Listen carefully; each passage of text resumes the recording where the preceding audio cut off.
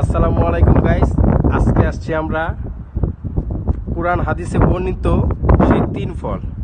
Guys এই যে look at me, দেখেন আমরা এইমাত্র নিয়ে আসছি যে তিন ফল কুরআন হাদিসে আল্লাহ রাসূল সাল্লাল্লাহু আলাইহি সাল্লাম বর্ণিত করেছেন। সেই তিন ফল আমরা এখন খাবো।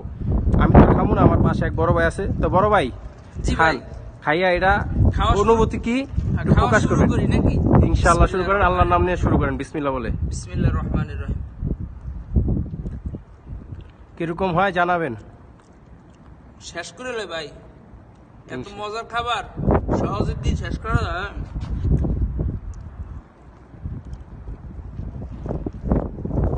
কথা বলে রাখি ভাই, বলেন। এটা কেমনে খায় অনেকে তো জানে না।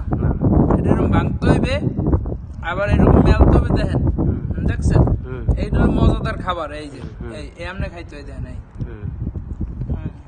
এটা একটু কম পাকছে, বুঝছেন? জি, খাওয়া শেষ।